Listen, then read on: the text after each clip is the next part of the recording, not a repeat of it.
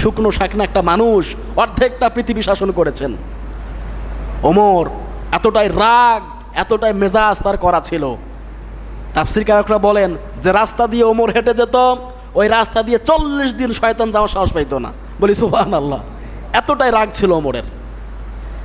এক ব্যক্তি ছিল, ওমর রাদিয়াল্লাহু তাআলা আনহুর কাছে এসেছে, ও ওমর রাদিয়াল্লাহু তাআলা আনহু, একটা বিচার আমাদেরকে আপনি করে দেন। একটা মুসলমান আর একটা ইহুদি, ইহুদি আছে না, ইহুদি আছে, একজন মুসলমান আর একজন ইহুদি। মুসলমান বিচার নিয়ে এসেছে একটা সমস্যা নিয়ে, এই উট নিয়ে সমস্যা সৃষ্টি হয়ে গিয়েছে, ওমরের কাছে বিচার নিয়ে এসেছে। হযরত ওমর বলেন, তোমরা কি মুহাম্মদ রাসূলুল্লাহ দরবারে গিয়েছিলেন? বলে হ্যাঁ।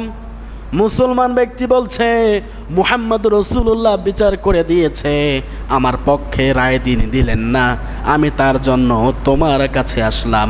মুসলমান ব্যক্তি বলছে যে মুহাম্মদ রাসূলুল্লাহ, আমি মুসলমান, আমার পক্ষে রায় দেওয়ার কথা, আমার পক্ষে রায় না দিয়ে উনি ইহুদির পক্ষে রায় দিয়ে দিল, তার জন্য ওমর আমি তোমার কাছে আসলাম। ওমর বলে দাঁড়াও, বিচার করে দিচ্ছি। ভিতরে গিয়ে তরবারি নিয়ে এসে ওর কল্লাটা ওইখানে নামিয়ে নিয়েছে। হযরত ওমর বলে, যারা এক বাক্যে মুহাম্মদ রাসূলুল্লাহর ফয়সালা মেনে নিতে পারে না, দুনিয়াতে বেঁচে থাকার তার কোনো অধিকার নাই। এখনো যারা নবীকে কটূক্তি করবে, নবীর আইন বাস্তবায়ন করবে না, নবীর বিচার মেনে নিবে না, ওদেরকে হত্যা করাও ইসলামের জন্য ফরজ। জীবনের বদলে জীবন দিতে হবে। কথা কি বুঝছেন আমার? এজন্য আল্লাহ রসুল যে বিধান আমাদেরকে দিয়েছেন, কেউ যদি মুসলমান হওয়ার পর এটা না মেনে, এটা তো ঠিক না। ঠিক হবে বলেন?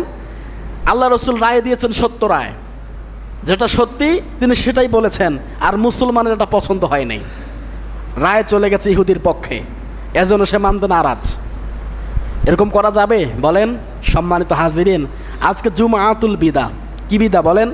জুমাতুল বিদা, শেষতম জুমা। জানি না কার কপালে সামনে রমাদান মাস আমাদের কপালে আছে না নাই আমরা জানি না, কারণ নিঃশ্বাসের কোনো বিশ্বাস নাই।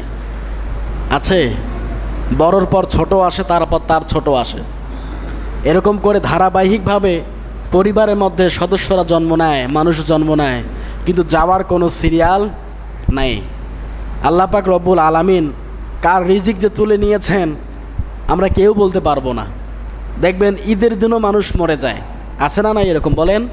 ঈদের দিনও মানুষ মরে যায়। এটা একটা অনেক দুঃখজনক হলেও সত্য এটাই যে মৃত্যুর কোনো সময় নির্ধারিত করা নাই।